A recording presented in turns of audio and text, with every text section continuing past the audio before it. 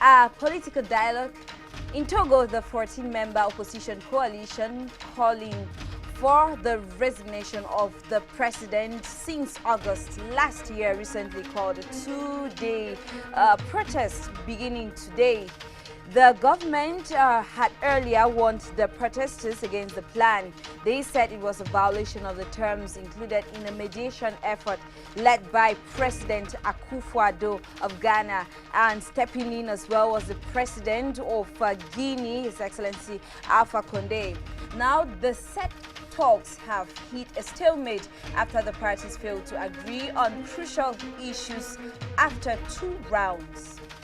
And in Cameroon, poor access to water, electricity, and roads, lack of healthcare and educational facilities prompted or promoted by corruption and mismanagement of public funds all contribute to poverty. Young people in rural areas are among the most vulnerable.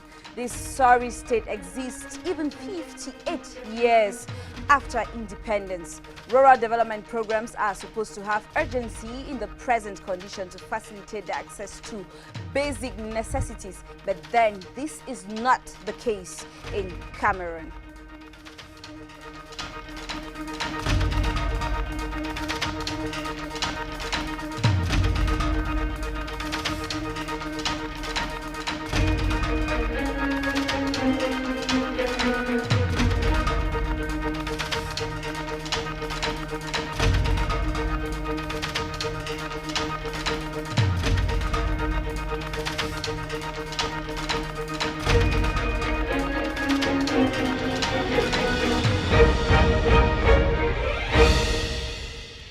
Africa. Hello, fellow viewers watching us from all over the world. It is the Pan-African debate on Africa Media TV.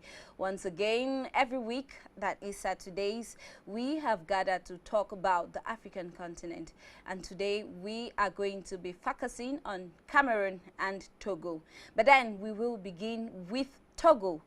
And before we get into Togo, I'd just like to remind you that the Pan-African debate is an interactive program. You can continue the conversation on my Facebook page, Gina Sondo. There are some comments there that I'm going to read, some questions that you have already for the panelists, and the numbers on the screen too could be used to join us in the studio. But then we have an excellent panel here with us in the studio, and I'm going to begin with you, Mr. Michael Dimancho. He is a researcher in African civilization. Hello to you, sir, and thanks for joining us. Hello, Gina. It's a pleasure to be here. Hello, Africa. It's quite a pleasure to be here to talk about issues beset Africa as a whole, and Cameroon in particular, where I'm based. I'm sure that from the suggestions that we give, somebody somewhere is listening to us, and going to be some, at least some implementation, because these are lessons that we give for free because we love Africa. Africa is our continent. Of course. Thank you for honoring our invitation. Still on my right is Mr. Lasha Kingsley. He is the CEO and maybe publisher of Prime News. Hello to you, sir, and thanks for joining us. Hello, Africa. Thanks once again, Gina. Special greetings to all those who are watching us from Bambalang. Bambalang is a village in Tunja Division, northwest of Cameroon. I want to extend my heartfelt condolences to those who lost loved ones in Lake Bambalang recently. It's indeed a pity, and we are mourning with all of them. Now, on my left is Sheikh Mohammed. He is an imam and a preacher. Hello to you, Sheikh, and thanks for joining us. The pleasure is all mine. Hello to Africa. I wish you all the best and advantage in development. Now, Mr. Nwankiate is joining us, but then we're going to get back to him as he gets set. Let's go into the first topic of the day, which is Togo. Now, anti-government sentiments have been on the rise in the West African country, one of the few that has no term limits for The president incumbent for Nansibe has been in charge since 2005.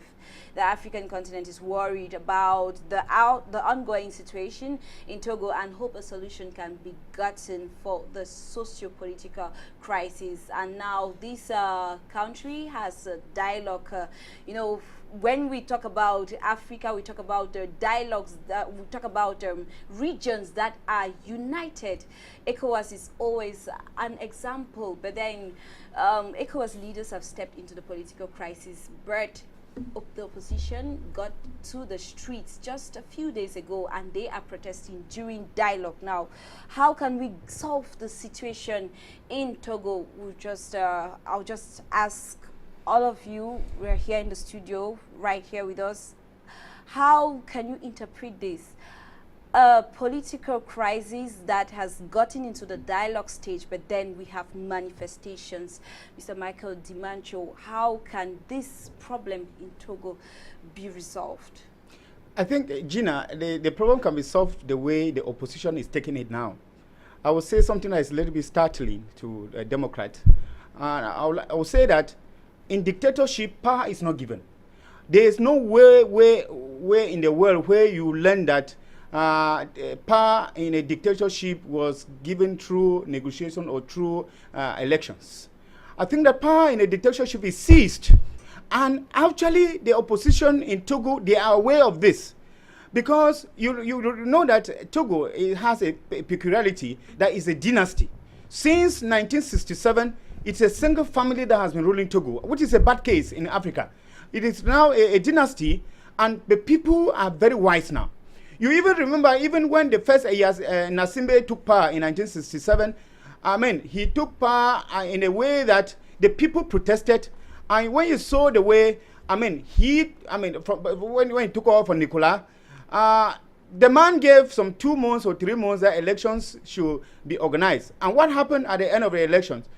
Because they understand that when it is true elections, the international community will always come in to say, yes, the elections were free and fair. We know the history of international communities when it comes to elections in Africa. Each person comes to fill his pockets. Each person comes to lobby. Each person comes to be able to, so that they rub their lips, and then they go about proclaiming that elections are free and fair. Well, indeed, we know that in most elections in dictatorship are never free and fair. So therefore, the opposition in Togo, they are aware of it. And I think that I understand with their far cry. If Nasimbe actually want peace in Togo, I think that the best thing is that he should submit and say that he is not going to submit his candidacy again for the next presidential election. That's what the opposition wants. Because the negotiation that he wants to make is that what? That they should be able to go in for elections and see, and what he always promises is that the elections are going to be free and fair. And I think that this is to be a truth that he is waiting to have with the opposition. The opposition haven't seen it from afar. They have discerned it. They have seen it coming, and they know exactly that what has happened in the past is going to happen now, because they have seen nothing that is going to be able to provide for credible elections in Togo. It is still going to be the same scenario that has happened in the past, and therefore when you see the opposition actually in the midst of dialogue, they have seen that the dialogue itself is a shadow, because it is not concrete. You see that it is nothing that is going to transform that dialogue that they are having, that image that we have now, actually to incarnate it into concrete action that the people are going to look up to. And therefore you find when we are at the middle of the dialogue, they are crying foul, and they are going back to the street to be able to demonstrate. It is because they have seen some inconveniences, they have seen some loopholes, and it's all a mirage. That what they are looking for to be maybe a standing water is indeed being deceived by their eyes, and that they are not seeing far enough to be able to see what is going to solve the Togolese problem that has been dragging on for long now. So afterly, as a Pan-Africanist and somebody who has been closely following the issues in Togo, I think that I would like shockingly to support the opposition and to say that in a dictatorship, I think that the opposition is taking just the right stand, and they should stand on their stand. Thank you very much, Mr. Michael Dimancho. Now, Mr. Dasha Kingsley, do you think, will you agree with Mr. Dimancho? He's talking about the dialogue probably is not favoring the opposition. Now, do you think there's a problem with the dialogue, the ongoing dialogue in Togo? Yes, Gina, there is a problem with the dialogue, as is always the case with most African countries. You know, for every dialogue which is made from an egoistic standpoint, it is corrupted from the start and cannot yield an absolute sure conclusion. The ego puts everything in its own interest first and twists every argument, word, and facts to suit his own interest. And so, if you go into a dialogue with into a dialogue table and you put everything, twist every facts to suit your own interest, at the end of the day, the dialogue will still crash. And that's what we have seen in most African countries. For example, in Cameroon, if we are where we are today in Cameroon, it is because the dialogue that we had before, at the beginning of the crisis in Cameroon, the dialogue was not a true dialogue. The opposition feels that they were deceived. The conditions into which the dialogue was being made is not being respected. That's what I think.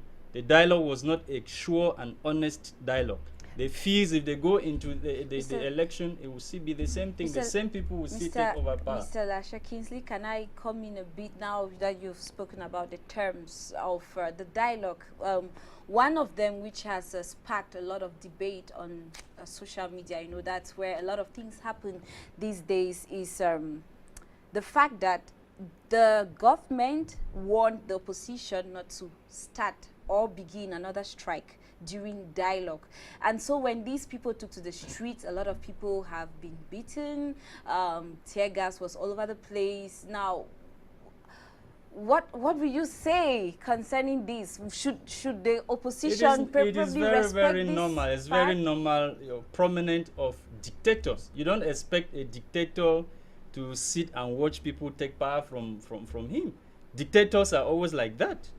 And that's what has been happening in Africa. Most dictators always act that way.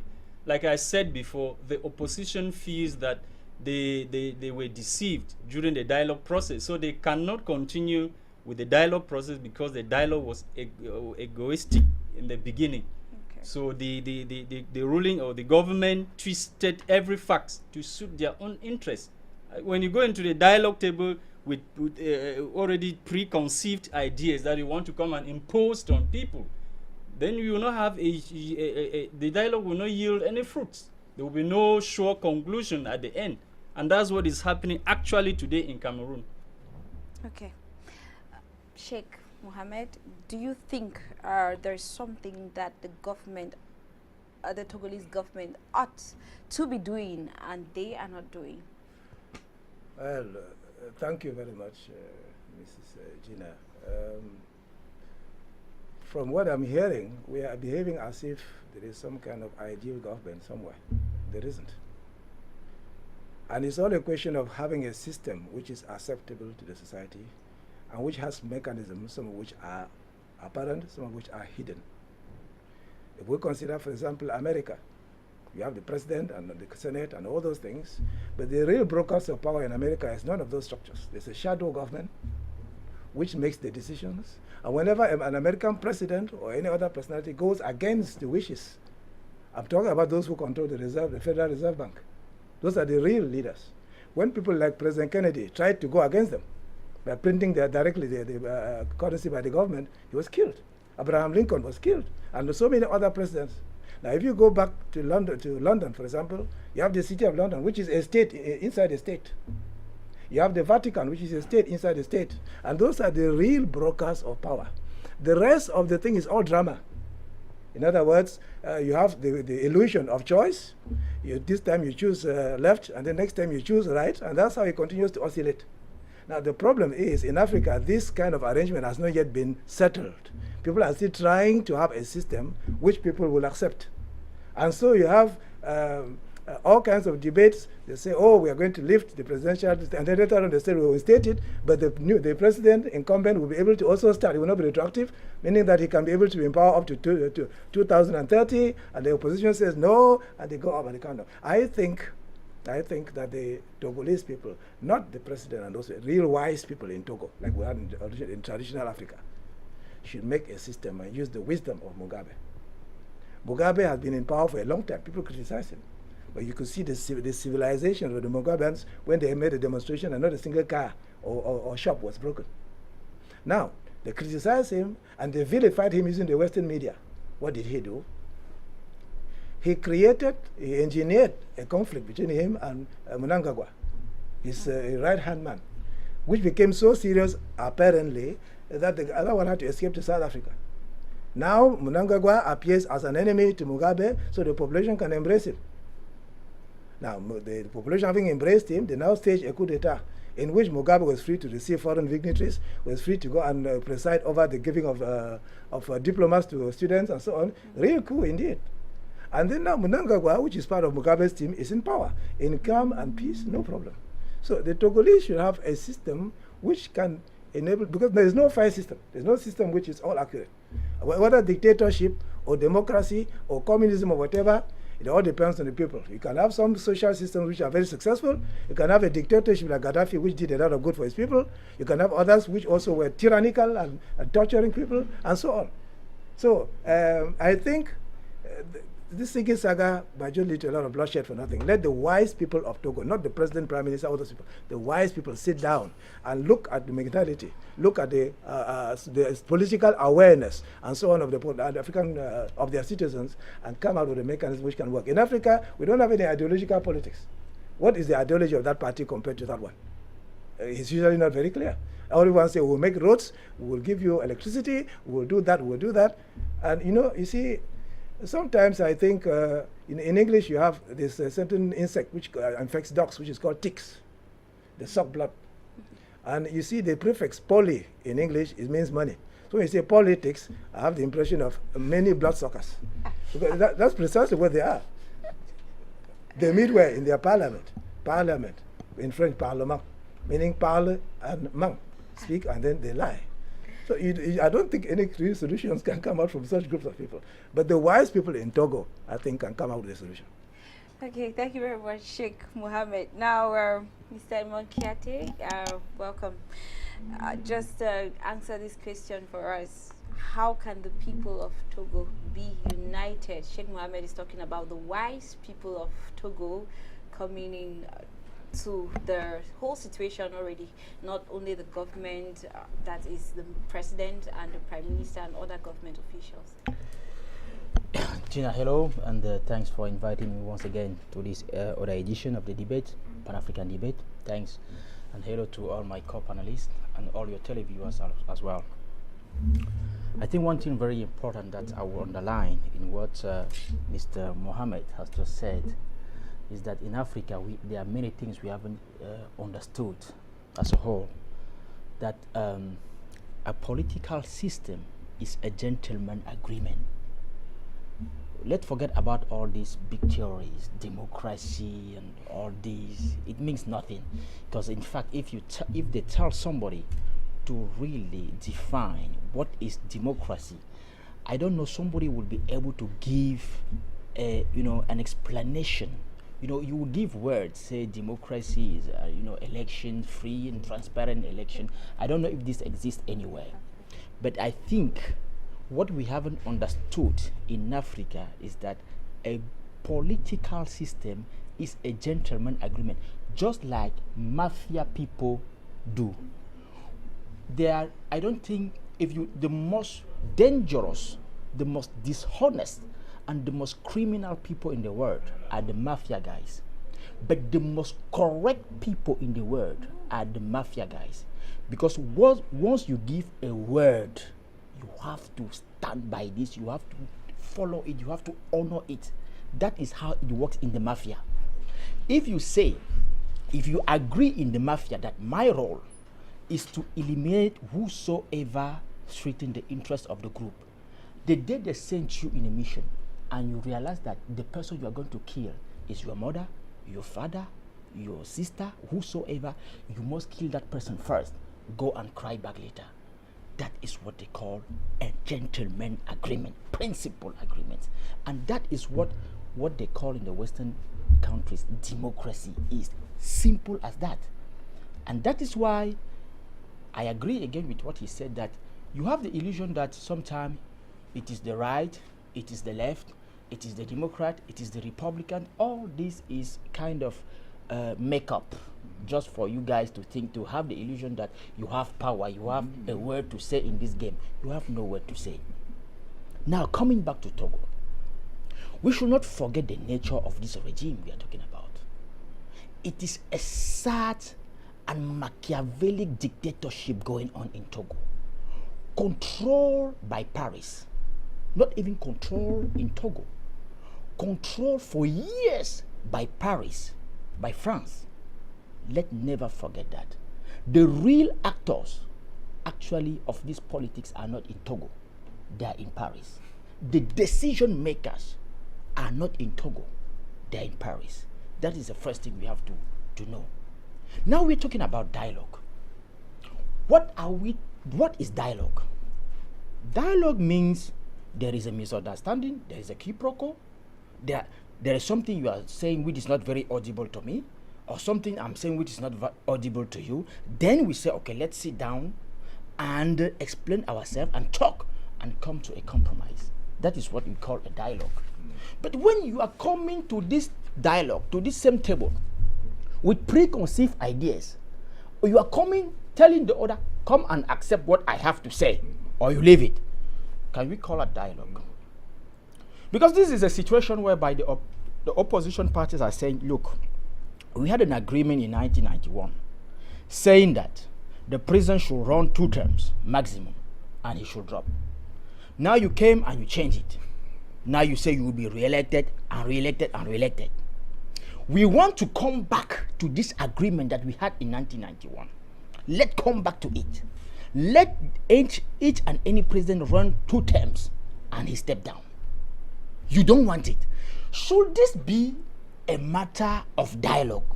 You have already got, there is an agreement. What the other party is saying, let's come back to this agreement, because it has already been subject to a dialogue. And this agreement, after this dialogue, this is what we agreed upon. So let's come back to it. We have been turning, going up, going down. It means there is a party who is determined to dupe the others.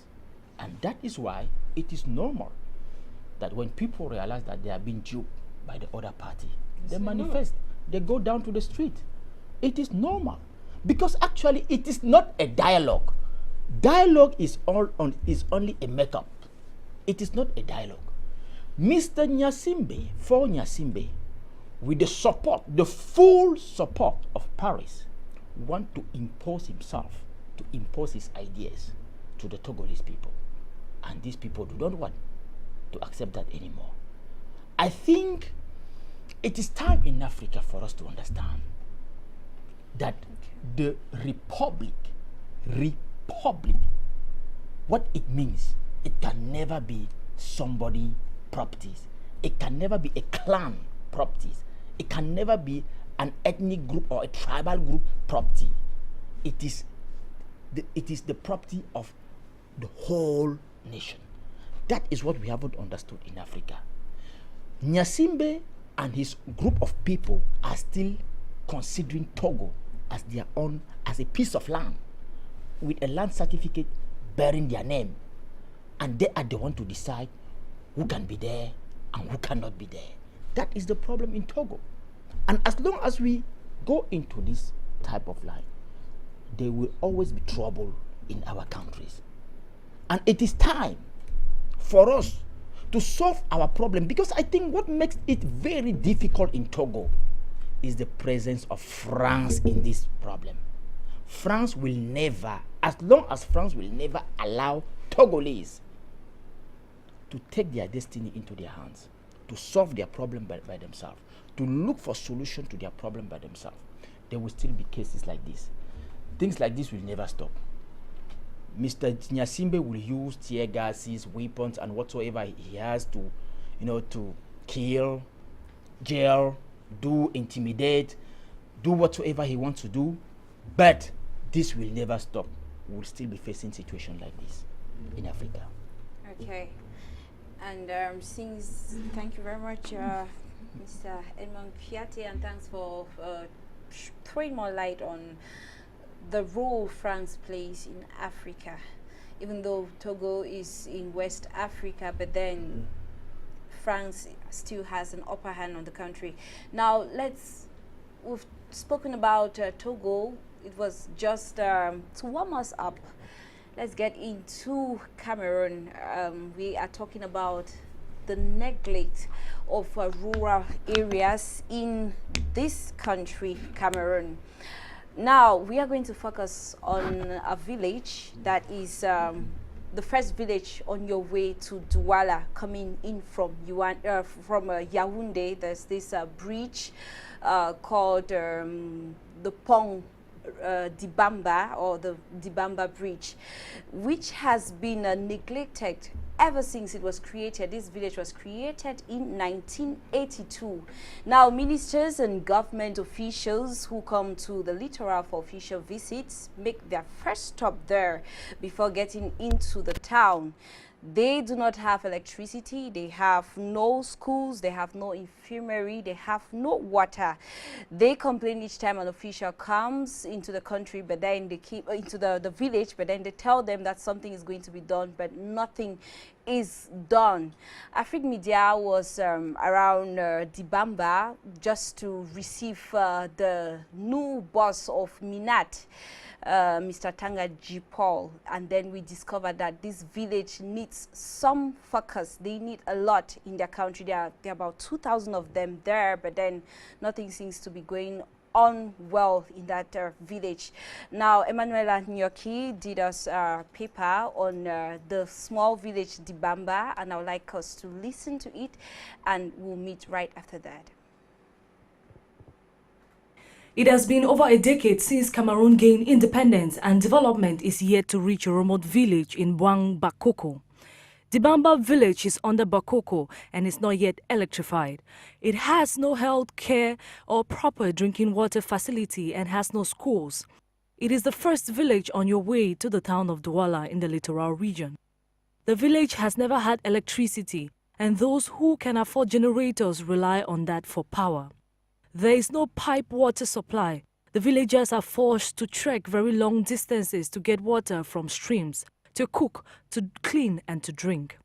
The village has no community room, meaning all administrative duties are carried out in an open air or in a small bar owned by the chief of the Dibamba Bridge.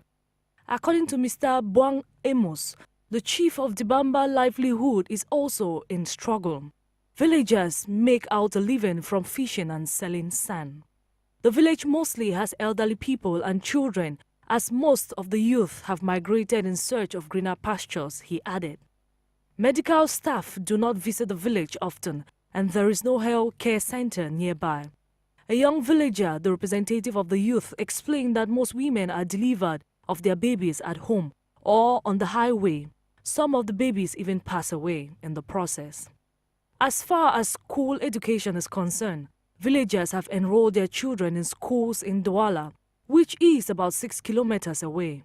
The children go to school as many as 6 on a motorbike on the highway, which is very risky. Created in 1982, when the bridge in Dibamba was built, the Prime Minister, ministers and other government officials of Cameroon who come to the littoral region for officials' visits make their first stop there for administrative procedures. The village chief says he used this moment as an opportunity to ask for basic needs, but all he has ever received are promises. Thank you very much, Emanuela Nyoki, and it's thanks to Yannick Song, it's thanks to Michelle Vondo and Akim, who helped us to have this paper today. Now, Mr. Michael Dimancho, let me start with you. Is it normal that 58 years after independence, we are still talking about villages? We're talking about, it's not even far from Douala. We have electricity in Edeya, but then why are some areas or some rural areas being neglected? How is it possible that a whole village with so many inhabitants has no basic necessity in Cameroon? Yes, I think that for those who are used to African politics, he has a very, very clear answer. You know, there is François Fanon in his famous philosophical book, La Politique du Ventre, who clearly states about how our politicians who pretend to give impression that they are working for the people actually work only for themselves. I want to give a glaring example. I have been in the north in several occasions, especially during this period of Boko Haram. And what I have noticed is that, and it applies to any other village, is that some of these young people who get radicalized, who actually join these terrorist groups, they do not join it because they have an option. They join it because of the way they have been treated in terms of amenities. It is a clear evidence. It is clear from what we study from our politicians that our politicians have a system of governance, a system of ruling the people, a system of working the people, which is called the policy of impoverishment. This policy of impoverishment is that kind of a policy whereby the politicians want the villagers to remain poor, to remain in abject poverty, to remain miserable, to remain at the mercy of them, so that when they get back to the villages, all the villagers come back and kneel in front of them, begging for food, begging for money, begging for what to eat. That is the system of politics that we have in Africa. And therefore, I was giving an example of the north. When you look at a place like the north of Cameroon, where we have heavyweight politicians, you go to some of those villages, Photocall and all those places, with heavyweight politicians, you realize that there is little or no development in these villages. It is intended. It is not, you don't think that they are being neglected or that. The people, the politicians have the means to be able to help develop the villages, but they have decided vehemently to suppress the villagers so that the villagers keep on being at their mercy. That is it. Because if they empower the villagers are going to start deciding for themselves, and therefore when they come begging for vote, or when they come campaigning, or when they come talking to the villagers will not listen to them. That is the kind of politics that we play in Africa. And it is very, very clear. And that's what we realize with this kind of villages. Now, another issue that we see is, you see in a country whereby the opposition is just a shadow of itself. You find people who take contracts. If you go into the Bamba, you realize that maybe in papers, the village was already electrified even 10, 15, 20 years ago. But because these contracts are being taken by those who have paid money to be appointed for where they have, because when you pay money, you know that you have to have the payback of what you have done. Because these contracts are being awarded to heavyweights of a ruling CBDM party, to heavyweights in government, nobody asks them question, and it is clear. It is not surprising to anybody that most appointments in Cameroon are lobbied for. And when you lobby for appointment, one of the things that you have to do is to pay money. And when you pay the money, you want quick return of what you are paid. This is the same thing that happens with our children or our brothers and sisters who go to higher schools of learning. You pay money, especially in schools like Enam. You pay money to get into this school. And when you come back, what you are thinking, the first thing that comes to your mind is, I have to amass wealth for myself. I'll have to recover what I have spent. Of course, I paid money to be where I am, so I have to make good use of it. So, it is the issue. It is the issue that we find with these villages.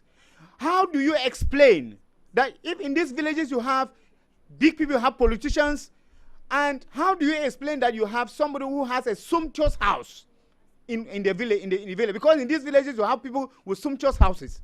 You use their generators now, but within the surrounding of those houses of those few individuals, what you see is misery. In a civilized society, I do not think that this should be accepted. That you have a sumptuous house, you live in a fenced house, I mean, your house has swimming pools, I mean, everything that you can think of, but the surrounding environment, those who live with you are in abject poverty. The road that is leading to where you live, I mean, is deplorable. So, I mean, some of these things, we know what is happening. People have taken the contract and have refused to execute the contract. Now, the third thing I'm going to talk about is the form of government. What do I mean by the form of government? What kind of governance do we exercise, does the government, especially in Cameroon, exercise? Sometimes when we are talking about a federation, some people mistook the federation to be a secession. Meanwhile, a federation actually provides for actually a follow-up in developmental projects in the most remote area of Cameroon. How does this work? With the federation, we have what we call the regional inspectors. What I mean by regional inspectors are what we call the governors.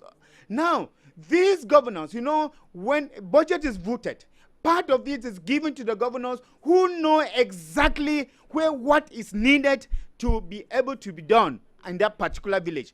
How do you imagine that when a contract is awarded, it's awarded in Yaoundé. The person in Yaoundé, decides to through the public investment budget to any the division or to a subdivision without knowing exactly the needs of the people. When we are saying that these things should be decentralized, so that the people who are on the ground, the governors, the SDOs, the sub-DOs, the mayors, they know exactly what the needs of the people are. So that you don't come and give 2 schools at the same place, you don't come and give pipe-borne water at the same place when other areas in that village, they lack water or they lack schools.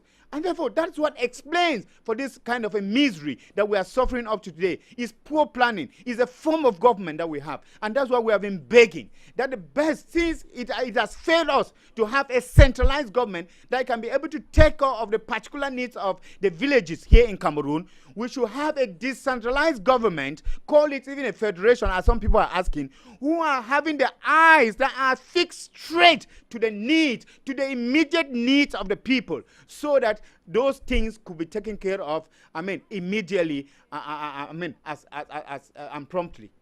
Thank you very much, Mr. Michael Dimancho, and you've raised some very important points that I'm just going to flow into during the program. Now, if you're just joining us, it is the Pan-African Debate on Africa Media TV. I would like to remind you that you can join us in the studio using any of the numbers on the screen to participate during the program. You could as well send me a message on my Facebook page, China Sondo. I'm going to read your thoughts or your opinion during the course of the program. Now, I have a reaction from on Facebook from Pilot Yingfu, and it has a lot to do with what it's in the same line with Mr. Michael Dimancho's contribution. Now, Mr. Lasha Kingsley, I just want to read this to you, then I ask you what you think about it. Mr. Yingfu says, it is very true that due to poor governance, tribalism, and lack of political will in Cameroon, we are going through stuff like this. Now, do you agree that poor governance, tribalism, and a lack of political will is responsible for some areas being neglected in Cameroon? If we say responsible, that would be an understatement. To say responsible. Actually, in Cameroon, we run this country as if we have another country that after destroying this, we will go there. Anyway, I even forgot about 95% of those ruling Cameroon are foreigners. They are foreign passport holders. The problem actually with Cameroon is the lack of love of one's nation or country, patriotism. Cameroonians are not patriotic. We lack love for our country. We do things as if we have other countries that we will go there after destroying this one. How will you explain the fact that a route, somebody go and snap the images of a different route, third route, take it back to Yaoundé and present it there that it is the route in his village that has been tarred. Things like that. We have many other issues that are coming up. Look at the route, the route at the east entrance to Douala. I mean, the contract that was supposed to be executed, from what we gathered, the route was supposed to end somewhere at Dibamba. But somebody comes after and tells us that money is finished. They can no longer continue with the contract, so they have to end the route somewhere at Tradex Village. And nobody is saying anything. Nobody is doing anything since that route has, the contract ended there. That route has actually ended at Tradex Village. If you doubt me, go and verify for yourself. The other stretch of route from Tradex Village right to Dibamba bridge is still there. Nothing has been done. Money has been paid for the contract. They have embezzled the money and the route has not been done. That is it. In Cameroon, people take things for granted. And let me tell you, I was discussing with one of top government functionary the other day. He reviewed certain things to me that are very shocking. Even President Paul Biya is helpless. He is helpless. Cameroon has been ruled by a gang of criminals who have over the years tried to make things in their favor. They have been able to control all sectors of life in Cameroon and sit on the resources. President Paul Biya is helpless. I'm sorry to say this. He is really helpless. If you doubt me, why is he sending his government officials to Kondengi? About all the people who have served this government, they are at Kondengi. Some have escaped. Those are clear points to show that he is helpless. He is helpless. Many people, they take things for granted. They do things, they embezzle money meant for projects. They take them and put in their private pockets. And nobody is saying anything. And then you expect villages to develop. How do you expect the villages to be developed? Do you know how many times borrowed money, loans, have been disbursed for the construction of the Babaju stretch of route from Buda right to Bamenda? About 4 times. If you doubt me, make your research. You will know, you will have the facts. About 3 to 4 times, money have been disbursed. Borrowed funds. People have embezzled the money. The routes are still there. They have not constructed the routes up to today. Those are some of the things to tell you that President Paul Biya, sometimes we blame him for nothing. Cameroon is being ruled by a gang of criminals who have hijacked Cameroon. They sit on top of the resources of this country. They do it they do things the way it pleases them. They don't have any problem. They don't care. After all, they are foreigners. Some have escaped to foreign countries where they have their foreign passport. They are there. Sometimes we don't have to only blame President Paul Biya. He is not the cause of the problem. Cameroon has been hijacked by a certain gang of criminals who have decided to destroy this country. But I bet you Cameroon will stay. Cameroon will remain. All this gang of criminals, they will die one day. All of them, they will go and Cameroon will remain. Cameroon is going nowhere. They will all pass away and Cameroon will remain. Let them destroy it now. The youths will build Cameroon. Cameroon will remain. Thank you very much, Mr. Lasha Kingsley. Now, Sheikh Mohammed, he did raise a very important point.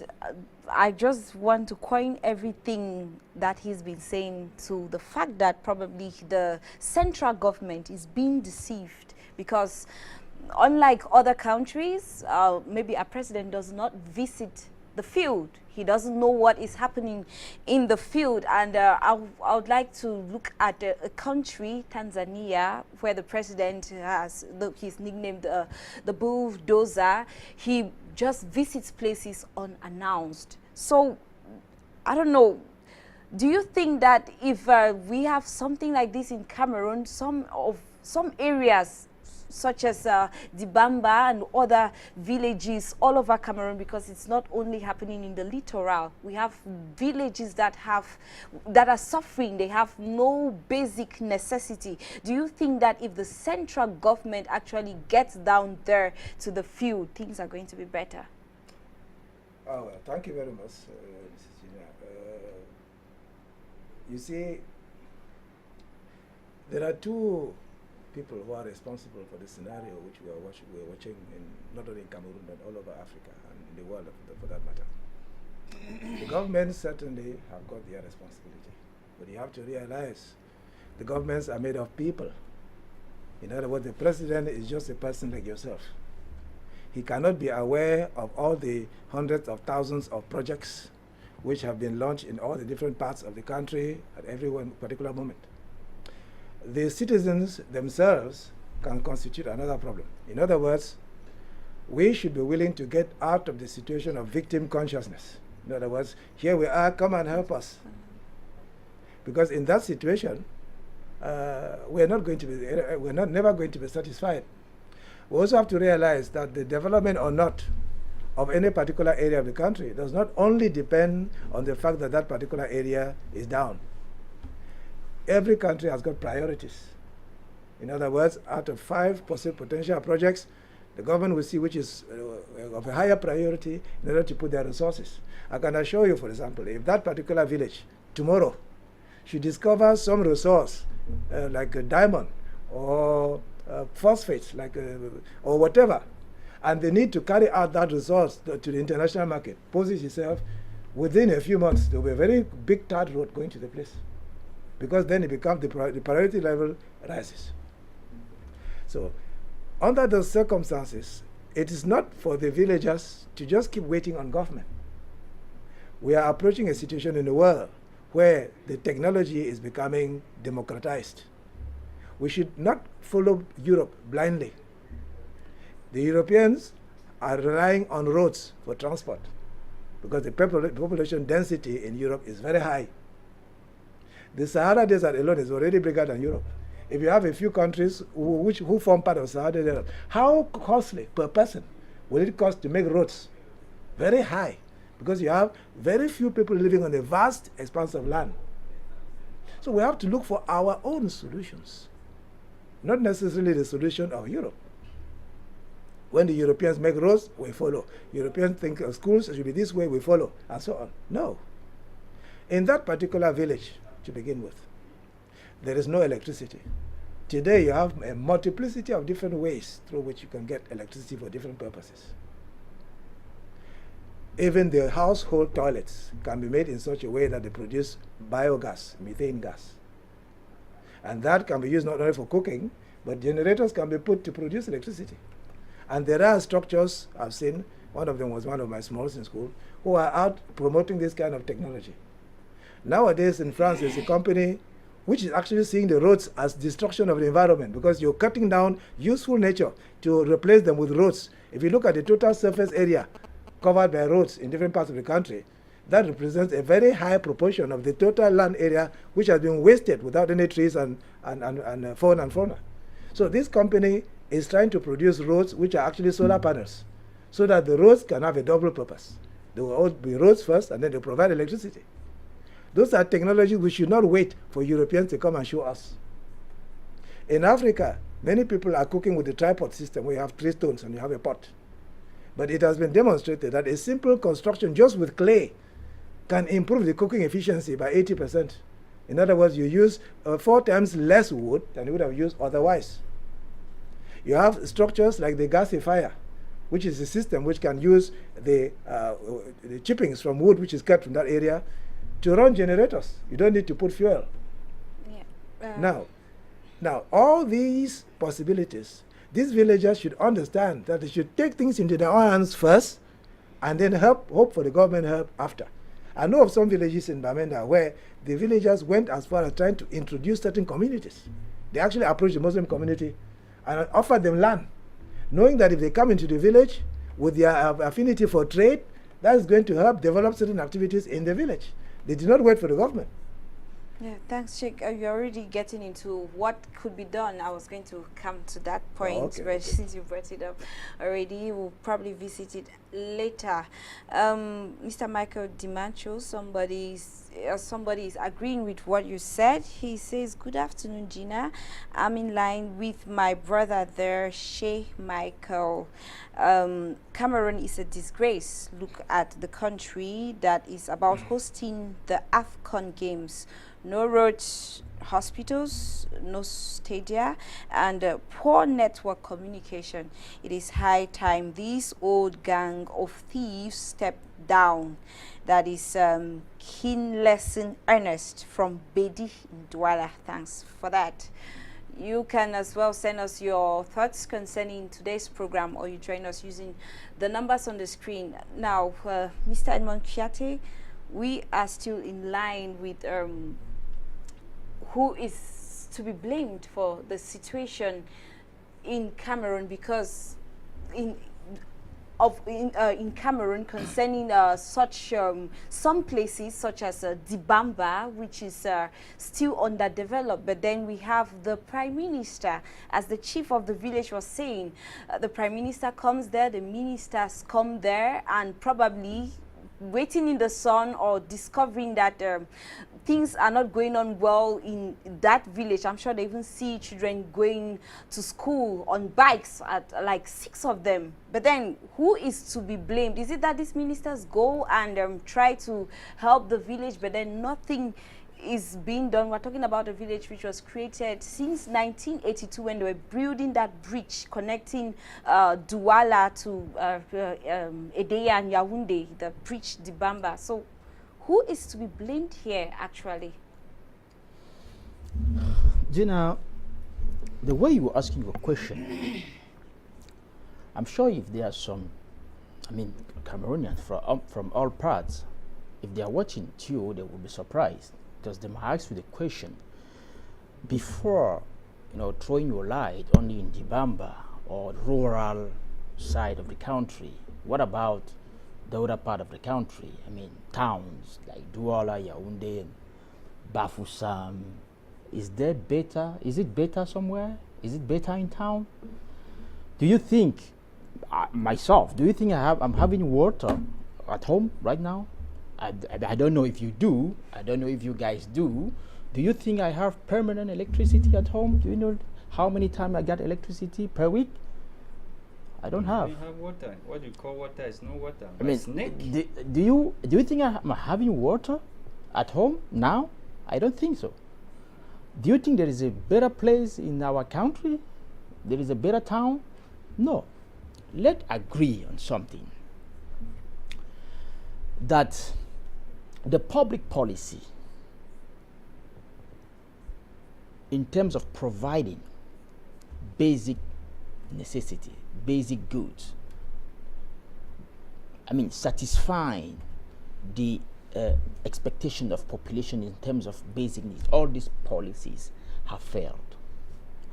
It is a catastrophe in all terms: roads, electricity, water,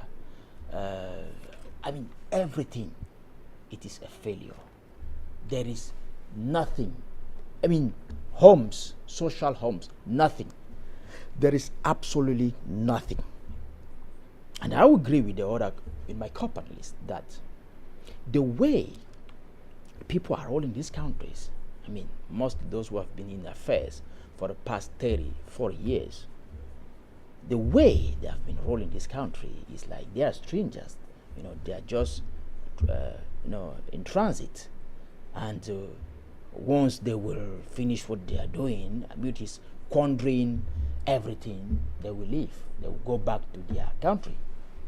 And I will go as far as I agree with Mr. Lashla that most of our governors are holding foreign passports, and they are quite aware that Cameroon is not their country, and they are just here for business purpose. The reason why they're in Cameroon is to make sure they make money, and they make huge sum of money to go back to their country and live where they are keeping this money. Actually, they are not behaving as people who have been in this country and who still leave this country to their own children and their far children. They are not behaving as such at all. And that is why you will understand when they will give you the amount of money that somebody has embezzled all along. You will have white hairs immediately. You will have white hairs, because it is not acceptable that somebody alone takes 50 billion CFA all alone. He embezzled 50 billion. I mean, there are certain amounts. When you understand that somebody has embezzled, it becomes something. No, I mean, it is not acceptable. 100 billion CFA. I mean, 50 billion CFA. What for? Meanwhile, in our hospitals, people are not having tablets. Some people are dying in our hospitals because there is no 1,000 francs. Because they are lacking 10,000 francs CFA. We are talking of less than €2. People are dying. You know, it is the whole situation is a mess.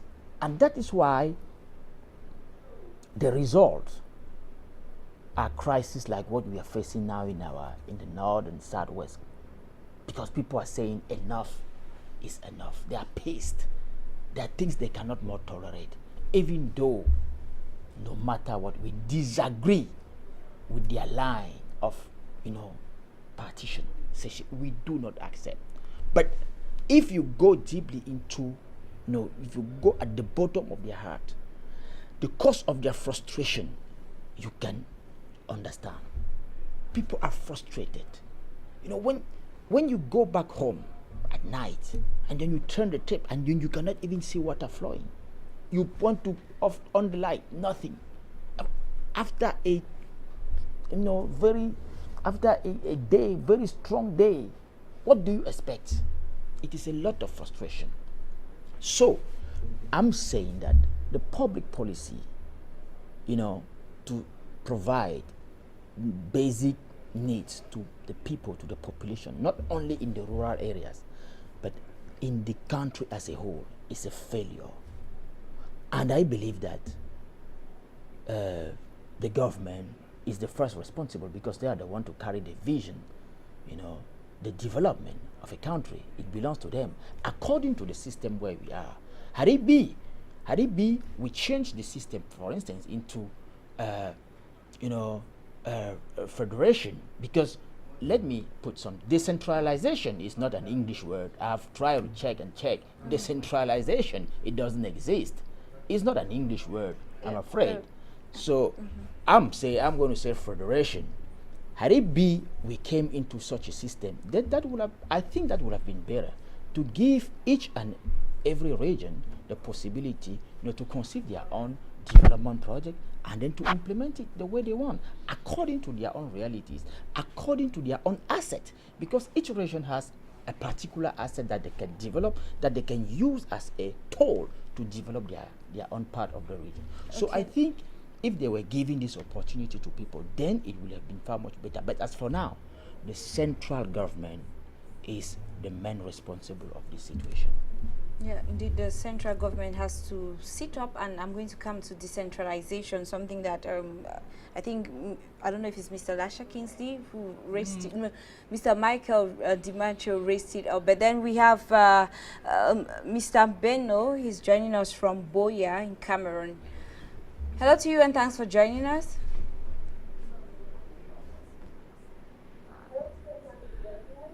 Hello, good evening. Hello, good evening. Good evening, sir. Please go ahead with your contribution.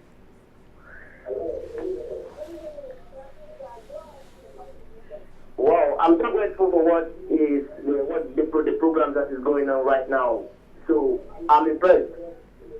But the truth about the country is not the people that are handling the citizen stuff. It's the people that are working directly with the government.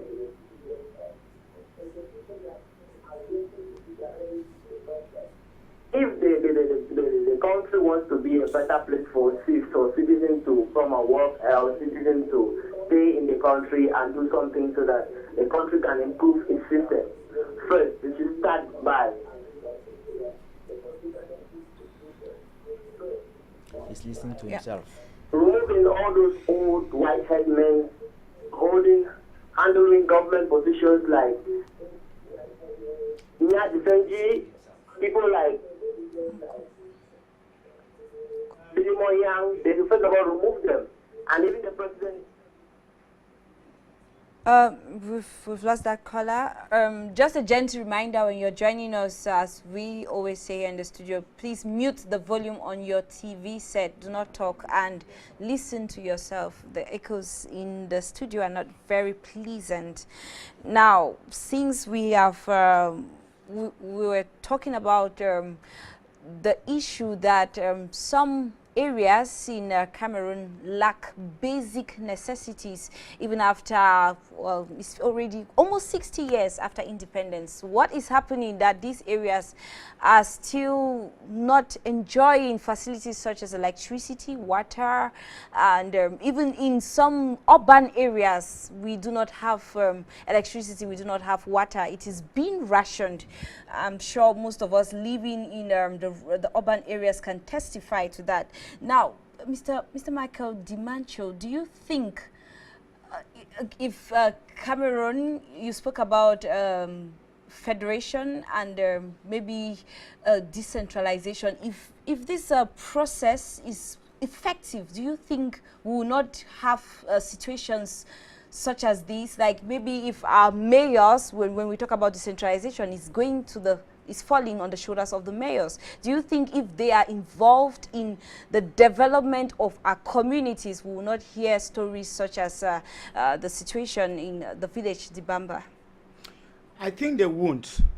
And just to say that when I talk about decentralization, I was thinking about what is constitutional in Cameroon, and federation, what the Anglophones will look at. So those who understood that Anglophones actually are asking for a federation, and the federation gives the power to the people's direct representative. Let me just point out something, Gina. Imagine that work is to be done, for example, in my village, Noni, and the contract is awarded. And the people of Noni know that this contract has been awarded from Yaoundé. I want to give a concrete example because it's something that happened. Electricity was awarded. And what happened is that the contractor didn't do the work as it was supposed to be done. He kind of actually hurriedly installed the things, and after 1 or 2 months, since they had signed the thing, the man went away, and since then there has not been electricity. That contract was awarded in Yaoundé. Normally, it would be a daunting task for the people of Noni to start going to Yaoundé to ask whoever awarded the contract. Because where would they first of all pass to get there to ask whether who awarded the contract? But now, if that contract was left to be supervised or was passed through the mayor of Noni, I know that the people will quickly go to him and ask that they want accountability for what has been awarded to this village. I think that is in clear, simple terms. So that is the notion of federation. That's the notion of empowering the people, letting the people's representative, direct representative, know about, hand them the project, because they know exactly where it pinches the most. Because I believe that the people who directly represent, the leaders who directly represent the people actually have a bigger sense of accountability to the people than somebody who lives from the capital city like Yaoundé to come and go and respond to the people. And that is what has created the inertia. Because once it is done in Yaoundé, the papers are signed. Somebody else said here on our platform that you realize that there are many rules that have been tarred on paper. And in Yaoundé, it is sealed. They are sealed that those rules have been tarred. And that is the problem that we are having in Cameroon. Why do you why there is no follow-up of these things? And we are asking that for proper follow-up to be done, we need that the direct people's representative should be involved in this issue. If you look at what they started, I know it's a shadow issue, it's the issue of decentralization that started, that they have been given some certain issues to the mayors to handle. Those particular things that have been given, the budget that have been given to the mayors, I'm sure that even the mayors have been having their own little, drinking their own glass of water from there. I know that at least they have been fulfilling the promise, they have been doing the job 70 or 75%. It is different from a project that has been given to somebody and somebody takes a photo of another place, goes to Yaoundé and says that this is what has been done. Now, who comes to supervise you? And they accept without supervising. Good, exactly. And you know that in Cameroon we have a system that is too bad. I'm in a university milieu, and let me tell you what is happening. A dean will tell you, I benefited from a presidential appointment. And two, the rector will say, yes, I too was appointed by the president. So you see this conflicting issue of appointment. The dean will say, I had the presidential appointment. You will say, the rector, who is the upper person who is supposed to supervise the dean, will say, I had the presidential appointment. So you find that the rector will have very little power over the dean. The rector talks, the dean talks. All of them, they have the same appointment from the very president, and nothing is different from. So, and that is what is happening in Cameroon. So when projects are handed to people, and people go to Yaoundé, they meet their godfathers. What happens is that the godfathers, they cover them, and then you come and sign. It is no news to people that these contractors, they go to Yaoundé, they give money either to ministers or those who are in charge of this project. They give them money, and they sign that the projects have been executed. And because some of our leaders are armchair leaders, and we know that they are armchair leaders, they only sit in the offices to sign papers. They don't do any follow-up. They don't go to the regions. They don't follow up to see what is happening. Sometimes we tend to blame France. I am not one of those persons who will blame France for what is happening in Africa. We have taken our destiny into our hands. I think that, especially look at what happened, like the people's voices. They call it Marxism. In literature, they call it Marxism, whereby the people see that things are not moving and they have to overturn a government and tell them we are taking these things into our hand. It happened in Burkina Faso, it happened in other places. The people should be able to cry foul. I was asking the people of this village, yes, we have been hearing about memorandums. Yes, that is how our government functions. The North, they wrote a memorandum saying that this is what they want. And it is shame. It is a shame in Cameroon that you find that in a university like the University of Maroua that was created, the people of the North wrote and said they want 80% of students to come from the North. And it was agreed, signed, and accepted, and it went functional. What kind of a system is this? And that we do not look on actually the intellectual know-how of what people can give, but we are looking at what we are calling today regional balance. And of course, we are going about the regional balance. Everybody is asking. When I'm asking this small village of Yibamba, what have they been doing? I mean, they have big people. They have people who have been living with them. I really still think that, but if you go there, you find that most of the people are of the ruling party. And then you begin to ask themselves, are they complaining? If they are complaining, then there needs to be a change. And what is the change that they are bringing forth? The change that they are bringing forth should be that certain people have been there for so long and they have gone blind, they have gone out of ideas, and then there is need for a change of a system, and a change of a system comes with a change of the rulers, of the colors of the government, of course of the party, we need a change. Let the people be able to bring up and come up with a change. But when you're doing the next election, council election, municipal election, presidential election, you have them having 100%. That is the problem. Yeah, Mr. Michael Dimanche, almost everybody in Dibamba that day was putting on the CPDM that uniform. So we have Alan from Boya. Are you there?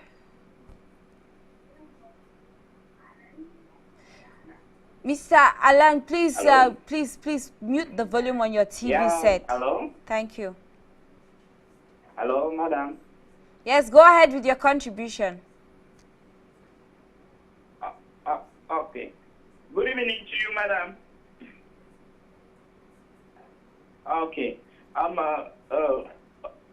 You know, I've really listened to people talk, and I just want to appreciate the program on air. At least it has helped to give some people strength, in as much as some people feel as some people are dormant to speak, but please, sir, go ahead. Avoid listening to yourself. we have to speak the truth, and it's nothing but the truth. Hello? Yeah, it's nothing but the truth that we are going to speak. You know, the government in question that we are having, it is very, very, very obvious that they have their self-interest taking things into consideration as long as this country is concerned. Can you imagine that a minister who will be appointed to do his duty will not do what he's been appointed to do. He will only come, sit, call people, and try to corrupt people's mind in order to take a gratitude for themselves. They are not seeing what is inside the rural area, what is happening inside the rural area. People are suffering in the rural area. So if they have their duties that they have been assigned to do, they go every day, sit in their office, come to town, rally people, rally bike riders, rally all the other councillors, and they will take gratitude for themselves that the minister was here like this, he has given them money, this. That is not what we want. What we want is that people, they should come, they should put on their rain boots, they have their matches at hand, go inside the rural area and see how people do suffer there. They cannot go there because they know that the roads there are not good. They cannot go. So you don't expect those people to go there because they know that the money has been disbursed for such projects, but they don't do it. So the people are really abandoned. So they are there for their self-interest. That's a point that we're supposed to note. So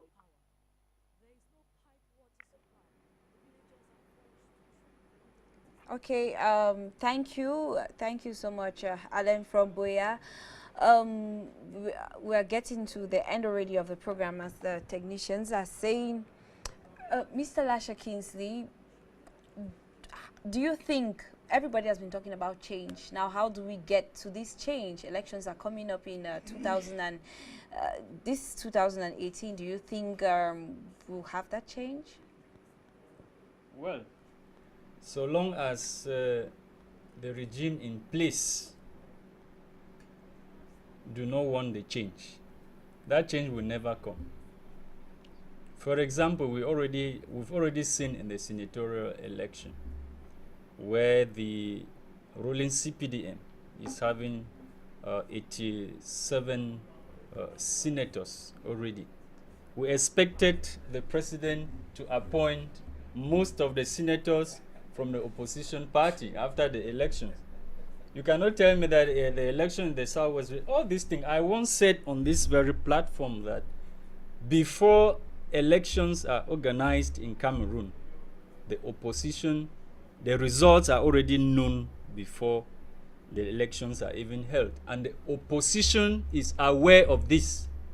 And I'm still repeating it. That is exactly what happened last time. They played their games in the Northwest for SDA to have 7 senators. In the Southwest, they told us that the CPDN took all the seats in the Southwest. And you want to talk about change. That is the same thing that will happen during the presidential elections. And in a democracy, when such things happen, the people have to protest. But unfortunately in Cameroon, when you go outside to exercise your civil rights, your right to protest, you are either gone down, you are arrested and dumped in prison. So what we are saying is that for rural areas to develop, for development to really be fruitful in rural areas, I think the mayors should be given the pass. We will not elect the mayors and then the government will appoint, or the president will appoint one person, what they call government delegate, somebody who does not even have any status in the constitution, to come and sit over the mayors and begin to dictate to the mayors what the mayor has to do. Those are the things that we are saying they are not okay. Let the mayors be given the power to carry on with the development projects in Cameroon. We should not leave the government delegate and the rest to keep on. And then we also have people who do not master, who do not master what or their own domain. They appoint them and send to the fields that they don't know anything about. That's why you find People go and do feasibility studies for billions of francs CFA. At the end of the day, no project is carried on. You see, find the place like that without any development, without any project being carried out, because the right people did not go on to do the work. And even if the people are sent there to go and do the work, you either have the project abandoned halfway because of shortage of funds or some other issues. So that's why we are saying that the right people should do the right thing. They should appoint the right people to carry on with the right job, and we should stop making laws, creating laws that are conflicting. You will not have the mayor that is appointed, and then you appoint is elected. You appoint the government delegate to come and start fighting with the mayors. And those are the things that we are having in Cameroon, which is not okay. Yeah, Sheikh Mohammed, will you agree with Mr. Lasha Kingsley and probably maybe add that something is lacking? There's something probably that the government is not doing. So many people have been sending messages saying that probably those who are in charge, maybe they are old and they need to step aside. Now, do you agree that there is something lacking which needs to be done extra? The government needs to probably put in extra efforts for these rural areas to have their basic necessities. Well, you see, I'm of the opinion that the manifestation of whatever we have around us just has a spiritual reason. The Almighty God says in his holy book, Inna Allah la yughayyiru ma biqawmin hatta yughayyiru ma bi anfusihim. God does not change the condition of a people until the people change their inside their heart. We talk of corruption. How can the police be corrupt if there are no corruption givers? We talk of embezzlers. How can they embezzle if there were no accomplices around them? A minister doesn't embezzle alone. If all the other people inside the ministry are dead against what he's doing, he cannot work. So it's a problem of the entire society. And that change has to be done society-wide. I have this example which I always give. Once when I watched the way newspapers were being sold in the east of London, Mile End Underground Station. Somebody comes there, piles of newspapers, the Mirror, the Times, the Sun, and so on, and puts a dish. Every person who wants a newspaper picks the type of newspaper he usually reads and puts the amount there. And this person does that on 5 different underground stations. At the end of the day, he comes, collects the rest of the newspapers which have not been taken, and takes his dish containing his money. And this guy is running a business like that because the society is predominantly honest. Even if you have some. Now, how successful will you be without such a thing here? So you see, our own society has a problem. Imagine you go to all these transport companies, you put newspapers and a small dish by the side, and then you go and sleep at home comfortably to come at night and collect the rest of the newspapers and your money. But I assure you, even the dish you will not find.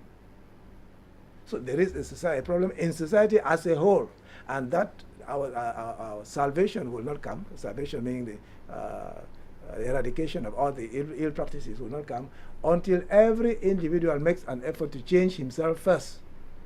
But the situation is, you people can change and I will change later. When you're running out to go on somewhere, you're in a hurry, and the police start saying, oh, where is this paper? That needle you're holding, where is the receipt, and so on. Immediately give 1,000 because you're in a hurry. And you don't see that you're encouraging corruption.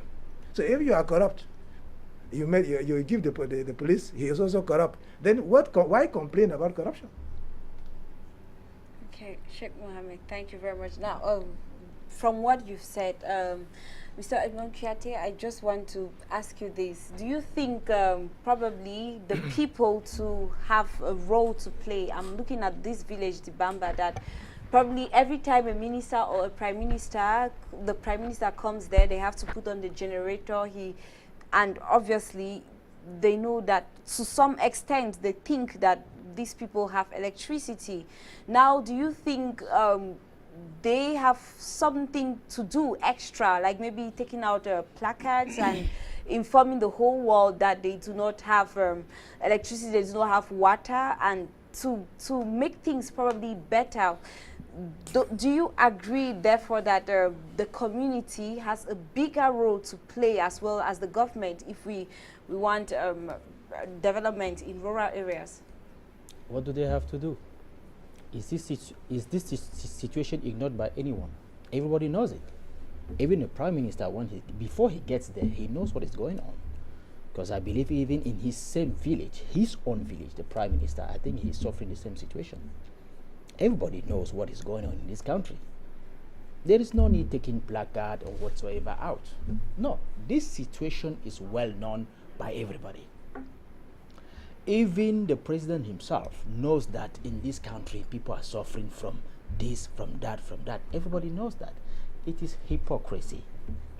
When the minister stops there, like you said, all these official people, when they are entering Douala, the first stop, when they fulfill their administrative things, or that's where they stop. So they are perfectly aware of the situation of this village, and they are aware of the situation of the country as a whole. So everybody knows it. Now, what do you want the population to do? Even if they go in the street every day in, day out, year in, year out, if there is no real will to improve the conditions of the country, not only rural, urban side, but the country as a whole, if there is no real policy, there is no real vision, sustaining the policy as a whole from the government to develop, to help, to increase, to improve the situation of this of the people, what will you do? There is nothing you can do. Now, when we are talking about the type of the government we are having, with this centralization, it is obvious. What do you expect from a governor who has been appointed? You want me to tell you who a governor is? A governor is simply a policeman. His role is to collect informations, is to inform the central government what is going on every day, is to tell him about the behavior of the people. This is what is going on. We call him information gatherer. He's just there to gather informations. He has no project. If a governor spends 10 years in a region, at the head of a region, at the end of the year, don't ask him what has he done for the region. No, he came there for a purpose, for a mission. He's been appointed by somebody and with a mission well known by that person all along. So he's not there to take care of the development of the region. Same as the DO, same as the SDO. They are appointed by somebody for a purpose. That is why we are saying, to be on top of a region, it should be somebody who has campaigned and presented a project to the people. Say, this is what I intend to do for this region. Then people elect him, and then he carry out his project. That is what we are saying. And that's why we are calling for federation, and we are saying that it is the best option to help see Cameroon develop. To see Cameroon develop all over. That is what we are saying. Okay, thank you very much. Thanks to all the panelists. Thanks for your brilliant ideas. Thanks a lot for taking time out of your busy schedule to be here with us. And to all our viewers, thank you for watching and participating. A big thanks as well goes to the technicians in the studio. Now you can see this program anytime during the week on our YouTube page, Africa Media TV. It's goodbye for now from wherever you're watching us.